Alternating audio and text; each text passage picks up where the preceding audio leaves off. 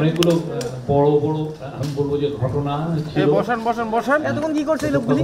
সকালবেলায় আপনারা জানেন জুলাই গণ অভ্যুত্থানে যারা নিহত হয়েছেন তাদের পরিবার এবং যারা আহত হয়েছেন তাদের অনেকে এসেছিলেন, এবং আমরা আজকের থেকে সরকারের মাধ্যমে তাদের যে তাদের পাশে দাঁড়ানোর কাজটা আমরা শুরু করেছি। আপনারা জানেন যে 21 জন শহীদ পরিবারকে 10 লক্ষ টাকা করে দেওয়া হয়েছে এবং 7 জন আহতকেও দেওয়া হচ্ছে। এবং প্রফেসর ইউনূস সেখানে একটা খুবই ইম্পর্টেন্ট, আমি বলবো যে খুবই ইম্পর্টেন্ট একটা স্পিচ দিয়েছেন। আপনারা আমি জানি না কতটুকু এটাকে নিয়েছেন, আমি ওইখান থেকে কোট করতে পারি উনি আজকে কি যা বলেছেন। বিচার তাৎক্ষণিকভাবে করতে গেলে, প্রফেসর ইউনূস বলছেন, বিচার তাৎক্ষণিকভাবে করতে গেলে অবিচার হয়ে যায়। বিচারের মূল জিনিসটা হলো এটা সুবিচার হতে হবে, অবিচার যেন না হয়। আমরা অবিচারের বিরুদ্ধে দাঁড়িয়েছিলাম বলেই এই সংগ্রাম হয়েছে, এই আত্মত্যাগ হয়েছে। আমরা যদি অবিচারে নামি তাহলে তাদের আর আমাদের মধ্যে তফাৎ থাকলো কোথায়? আমরা অবিচারে নামবো না। আমরা যারা অপরাধী তাদের পুলিশের হাতে, আইনের হাতে সোপর্দ করব। যারা অপরাধী নয়, পুলিশের হাতে দেওয়ার মতো নয়, তাদের মানুষ করব। তাদের বলবো, ভাই এদেশ আমরা একসাথে করি, যে দেশ আমরা একসাথে করি, যে দেশ আমরা একসাথে গড়ার স্বপ্ন দেখছি, তোমরাও সেই স্বপ্ন দেখো। এদেশ আমার একার না, তোমারও এদেশ। তুমি এদেশের সন্তান, আমিও এদেশের সন্তান। তুমি আমাকে বহু কষ্ট দিয়েছো, আমি তোমাকে কষ্ট দেব না। আমরা একসাথে যত তাড়াতাড়ি পারি এটাকে একটা সুন্দর দেশ বানাবো।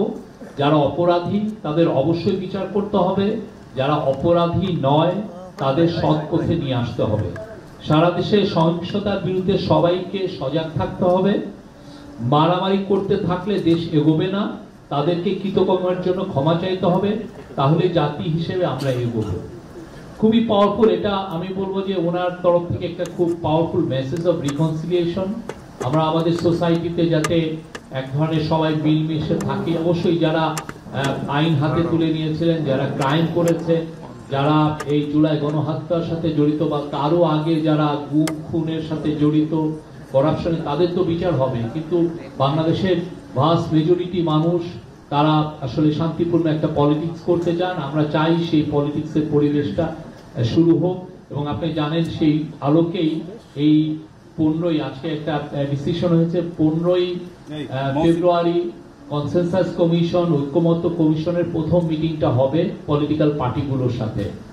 যেই 6টা কমিশনে যেই রিপোর্টগুলো এসছে সেই রিপোর্টগুলো নিয়ে প্রথমবারের মতো প্রত্যেকটা যারা যারা পলিটিক্যাল পার্টি আছেন তাদের সাথে কথা ডায়ালগটা শুরু হবে।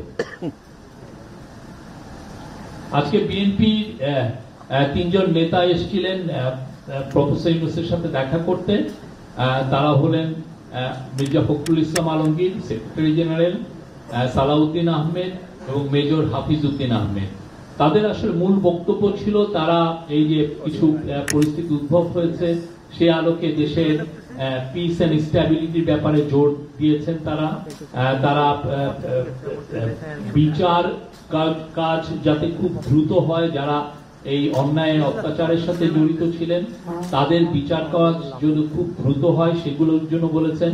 এবং বিএনপির অসংখ্য কর্মী, বিএনপি কেন অপোজিশনের অনেক অসংখ্য কর্মী আপনি জানেন তাদের বিরুদ্ধে প্রচুর মামলা ছিল। তারা বলেছেন প্রায় 1,25,000 মামলা, এবং সেই মামলার একটার বিষয়ে তারা জানতে চেয়েছেন যে এটা খুব দ্রুত যাতে মামলাগুলো, যেহেতু এটা হয়রানিমূলক ছিল এবং এতে অনেক ক্ষেত্রে গায়েবী মামলা হয়েছিল, সেগুলো উদ্যোগ করার কথা বলেছেন।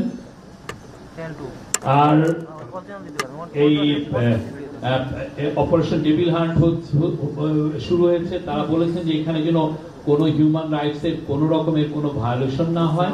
এবং চিফ অ্যাডভাইজারের তরফ থেকে বারবার বলা হয়েছে কোনোভাবেই হিউম্যান রাইটস ভায়োলেশন হতে দেওয়া হবে না। যারা যারা অন্যায় অত্যাচারের সাথে জড়িত, যাদের এগেইনস্টে সুস্পষ্ট অভিযোগ আছে, ক্রাইমের, তাদেরকেই এই অপারেশন ডেভিল হান্টের আওতায় আনা হচ্ছে, তাদেরকে আইনের আওতায় আনা হচ্ছে। এই ব্যাপারে আমরা খুবই সিরিয়াসলি মনিটর করা হচ্ছে। কোনো ধরনের কোনো হিউম্যান রাইটস এর কোনো ভায়োলেশন আমরা চাই না হোক এবং হবেও না। আর বিএনপির তরফ থেকে ইলেকশনের বিষয়ে বলা হয়েছে যাতে তাড়াতাড়ি ইলেকশন হয়। প্রফেসর ইউনূস বলেছেন যে অবশ্যই উনি এই বিষয়ে পুরো কনসেনসাস কমিশনের কাজটাই হবে এই বিষয় নিয়ে তাড়াতাড়ি কাজ করা। এবং এটা আপনারা জানেন আমরা এর আগে তো দুটো টাইম দিয়েছিলাম। একটা টাইম হচ্ছে এই বছরের ডিসেম্বরের মধ্যে, আর একটা পরের বছর জুনের মধ্যে। এখন এটা নিয়ে সামনে আপনারা আরো এই বিষয়ে আরো কিছু শুনতে পারবেন।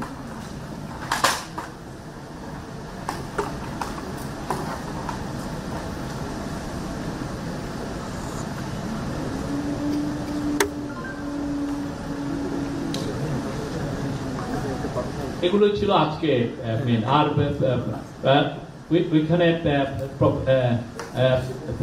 ফাইন্যান্স অ্যাডভাইজার সালেউদ্দিন আহমেদ ছিলেন, আইন অ্যাডভাইজার ডক্টর আসিফ নজরুল ছিলেন, এবং হাউজিং এবং পাবলিক ওয়ার্কস অ্যাডভাইজার শিল্প অ্যাডভাইজার আদিলুর রহমান খান ছিলেন।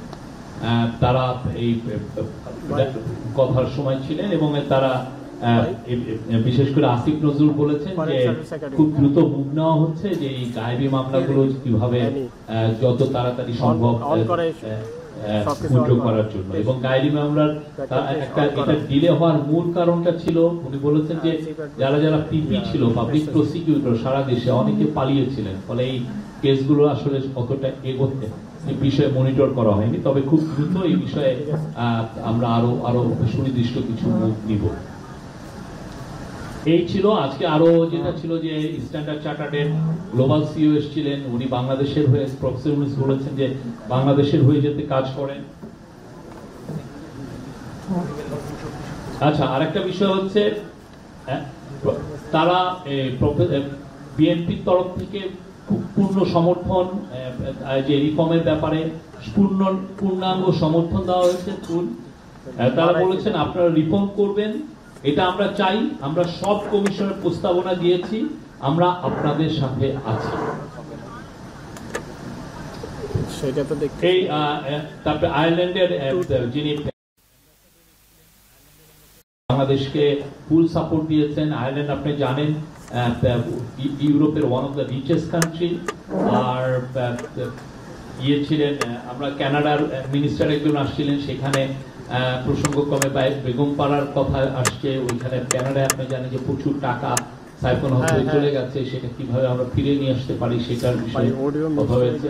তারপরে স্ট্যান্ডার্ড চার্টার্ডের গ্লোবাল সিইও উনি আসছেন, যে স্ট্যান্ডার্ড চার্টার 120 বছরের সেলিব্রেশন উনি প্রফেসর ইউনূসের সাথে দেখা করছেন। উনি প্রফেসর ইউনূস বাংলাদেশের হয়ে উনি যেন কথা বলেন, বাংলাদেশকে নিয়ে অনেক ডিস ইনফরমেশন হচ্ছে, সেগুলো যাতে কম্পার্ট করার ব্যাপারে উনি তার ভয়েসটা রেজ করেন। এই ছিল আজকে আমাদের আজকের কাজকর্ম।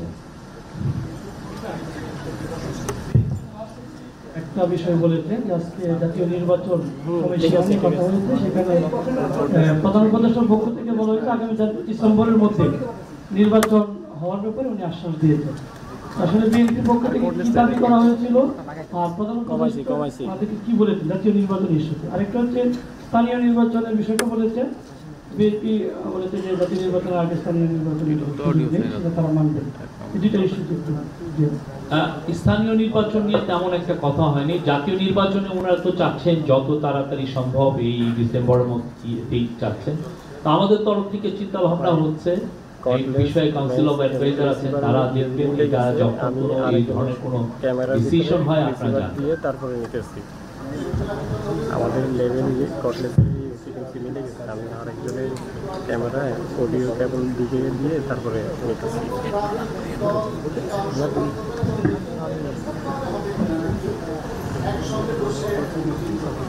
না, এই বিষয়টা আমার মনে হয় প্রথম মিটিংটা সবার সাথে একসাথেই হবে, তারপরে আমি জানি না কোন ফরম্যাটে হবে। বাট এটা প্রথম মিটিংটা তো এক ধরনের হচ্ছে যে সবাই আলাপ করবেন কোন ফরম্যাটে সামনে ডায়ালগটা হবে। কি কি কি কি বিষয়গুলো, কোন কোন পার্টিগুলো থাকবেন, এটা এখনো ডিসিশন হয়নি, এটা সময় হলে আপনারা জানতে পারবেন।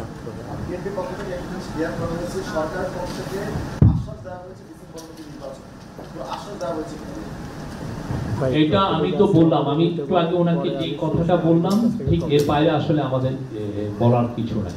আর এই বিষয়ে যদি কোনো সিদ্ধান্ত হয় আপনারা জানবেন সামনে। আমি এটিএন বাংলায় কাজ করি। বিএনপি মহাসচিব একটু আগে বলেছেন যে ফ্যাসিবাদের দোসর যারা ছিল সরকারের মধ্যে রয়েছে, আমলাতন্ত্রে রয়েছে, যারা সরকারি আমলা সচিব পর্যায় থেকে শুরু করে যারা ভাইটাল রোল প্লে করছেন, তাদের বিরুদ্ধে ব্যবস্থা গ্রহণ করার জন্য এক্ষেত্রে আসলে ডক্টর ইউনূস, প্রফেসর ইউনূস কি বলেছেন, কিংবা সরকারের স্ট্যান্ড আসলে কি হবে, কোন পদ্ধতিতে এই বিষয়টা যে সমস্ত বিষয়ে আইনগতভাবে আমরা মেজার নেওয়া যায়, আমরা কিন্তু সেগুলো মেজার নিচ্ছি, আমরা কিন্তু বসে থাকছি না। হ্যাঁ, সেটা যেই হোক, তবে কারণ এগেইনস্টে যদি সুনির্দিষ্ট আইনের ভায়োলেশন করার কোনো অভিযোগ থাকে, অবশ্যই আমরা মেজার নিচ্ছি। এবং অনেকে আপনারা সেই বিষয়ে অনেকগুলো কাজ হয়েছে, আমরা কিন্তু রেগুলার আপডেটও দিয়েছি। এর আগে আমরা 5 মাস শেষ হওয়ার পরে বা 100 দিন শেষ হওয়ার পরে অ্যাডমিনিস্ট্রেশনে আমরা কি কি কাজগুলো করছি, কত লোকে ট্রান্সফার হয়েছে, কত লোক নতুন নতুন ফেস কোথায় কোথায় এসছেন, আমরা এগুলো কিন্তু বলেছি। শফিক ভাই, আমি মেহেদী হাসান বলছিলাম একুশে টেলিভিশন থেকে। তো রিসেন্টলি যে সহিংসতাগুলো হয়ে গেল, এইটার ব্যাপারে বিএনপি কি বলেছে? এখানে সরকারের দায় কতটুকু, বিএনপি কি মনে করে? বিএনপি, যেটা আমি তো বললাম, বিএনপি স্ট্যাবিলিটির দিকে জোর দিয়েছে। আমরাও বলেছি যে আমরা স্ট্যাবিলিটি চাই। আপনারা জানেন প্রফেসর ইউনূস এই বিষয়ে খুব স্ট্রং স্টেটমেন্ট দিয়েছেন, এবং এর ফলে দেখেন ওনার স্টেটমেন্টের পরে দেশে শান্তিটা আবার ফিরে এসছে। আমি বলবো যে কোনো ধরনের আমরা তেমন কোনো মানে ভ্যান্ডালিজম আমরা দেখছি না। তো আমরা বলছি যে situation is now normal. Shafiq ভাই, আমি নিউজ 24 থেকে মারুফা বলছিলাম।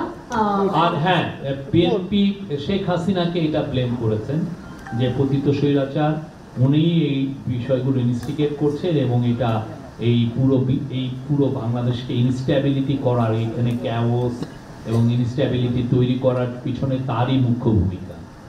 জি শফিক ভাই, আমি মারুফা বলছিলাম নিউজ 24 থেকে। অপারেশন ডেভিল হান্ট নিয়ে বোধহয় ওনারা কিছু বলেছেন, সেটি স্পষ্ট করে জানতে চাই, এবং বলেছেন যে এই ধরনের অভিযানগুলো নিয়ে পূর্ব যে ধরনের অভিজ্ঞতা রয়েছে, সে ধরনের কোনো ঘটনা যেন পুনরাবৃত্তি না হয়, কোনো ইনোসেন্ট মানুষ যেন আসলে অবিচারের সম্মুখীন না হয়। না, আমাদেরও একই, আমরা এই বিষয়ে আমাদেরও একই কথা। যখন অপারেশন ডেভিল হান্ট শুরু হয়, তখনই কিন্তু নির্দেশ দেওয়া হয়েছে ইন্টারিম গভর্নমেন্টের তরফ থেকে, চিফ অ্যাডভাইজারের অফিসের থেকে দেওয়া হচ্ছে কোনোভাবেই যাতে কোনো ইনোসেন্ট যাতে এর দ্বারা অ্যাফেক্টেড না হয়, কোনোভাবেই যাতে কারো হিউম্যান রাইটস ভায়োলেশন না হয়, এ বিষয়ে সুস্পষ্ট নির্দেশনা দেওয়া হয়েছে। আর রোডম্যাপের বিষয়েও বিএনপির মহাসচিব আমাদেরকে বললেন কিছুক্ষণ আগে যে 15ই ফেব্রুয়ারি এটার ঘোষণা আসতে পারে, এমন একটা মানে ইঙ্গিত উনি দিলেন নির্বাচনী রোডম্যাপ। 15ই ফেব্রুয়ারি কনসেনসাস কমিশনের সাথে মিটিং হবে ইন্টারিম গভর্নমেন্টের। এই কনসেনসাস কমিশনের সাথে পলিটিক্যাল পার্টিগুলোর মিটিং হবে, এইটুকু আমি জানি, এবং এইটুকু আপনাদেরকে আমি জানিয়ে দিই।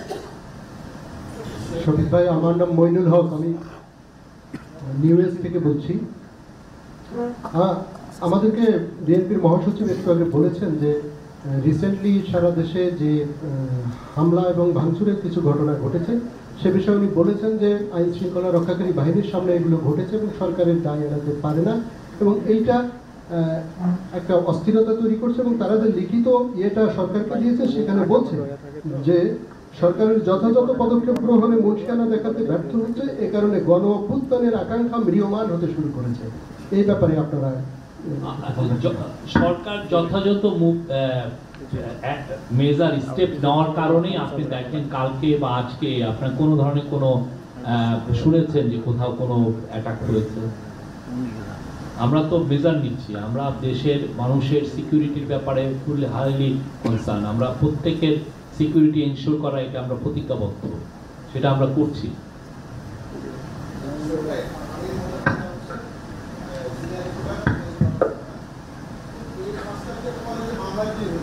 হ্যাঁ, কোশ্চেন আছে।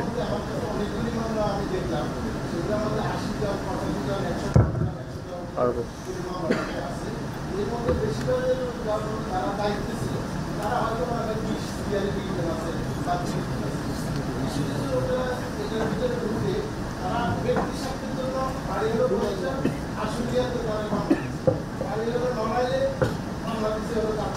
ছাত্র প্রতিনিধি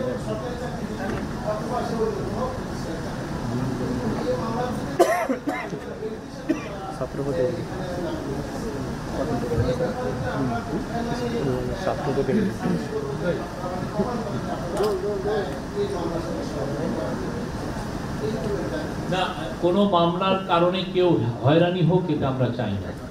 আমরা চাই মামলা কেউ যদি মনে করেন যে তিনি এফেক্টেড হয়েছেন, তিনি কোনো ধারা নির্যাতিত হয়েছেন বা তার কেউ অন্যায়ের শিকার হয়েছে, তার কেউ মারা গেছেন অন্যায়ভাবে, এইগুলোর ক্ষেত্রে তো আপনি মামলা করতে পারেন। বাট আমাদের এক্সপেকটেশন হচ্ছে, এবং আমরা বারবার বলছি, যাতে কেউ যাতে হয়রানিমূলক মামলা না করে, এবং সেই বিষয়ে পুলিশকেও কিন্তু নির্দেশ দেওয়া হয়েছে যে যাদের বিরুদ্ধে মামলাগুলো হয়েছে সেগুলো যারা যারা মনে করা হচ্ছে যে যাদের হয়রানিমূলক, সেটা যেন আমরা তাড়াতাড়ি ডিটেক্ট করি এবং সে অনুযায়ী যেন ব্যবস্থাপত্র নেওয়া হয়। আমার নাম সুইটি, আমি এটিএন নিউজের রিপোর্টার। আমার ছোট্ট দুটো প্রশ্ন। প্রথম কথা হচ্ছে, গতকাল পর্যন্ত বিএনপির চাওয়া ছিল আগামী জুন জুলাইয়ের মধ্যে যেন নির্বাচনটা দিয়ে দেওয়া হয়। প্রধান উপদেষ্টা বারবার করে বলছিলেন যে ডিসেম্বর অন্তত হবে সময়টা। আজকে মনে হচ্ছে যে একমত হয়েছেন, যে বিএনপিও এরকমই বলছে যে ডিসেম্বরের মধ্যে নির্বাচনের ব্যাপারে তারা তাদের প্রত্যাশা করার যে একমত হয়েছেন, এরকমই মনে হলো। এটা আমি ঠিক ধরেছি কিনা। আর দ্বিতীয়ত হচ্ছে অপারেশন ডেভিল হান্ট যেটা চলছে, সেখানে বিএনপির কোনো নেতাকর্মী অ্যারেস্ট হয়েছে বিপুল পরিমাণে বা সংখ্যাটা, এই ধরনের কোনো অভিযোগ বা তালিকা আপনাদের কাছে বলেছে কিনা, যে তাদেরকে নির্দোষ হিসেবে ধরে তাদের মুক্তির ব্যাপারে চাপ দিয়েছে কিনা?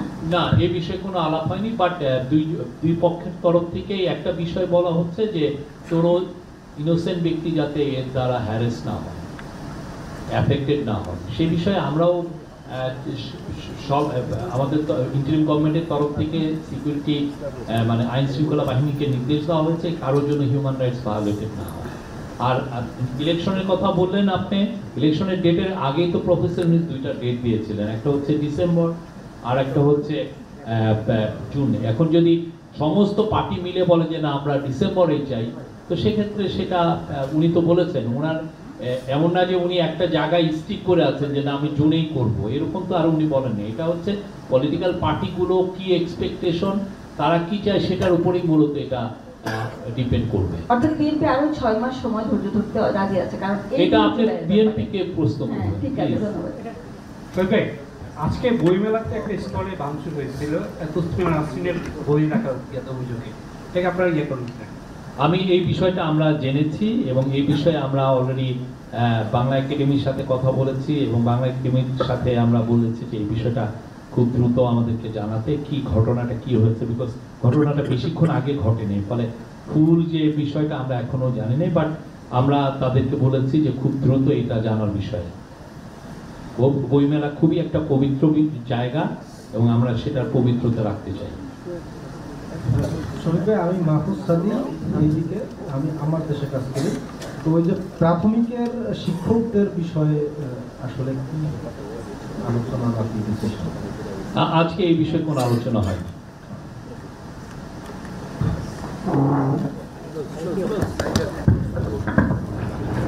ভাই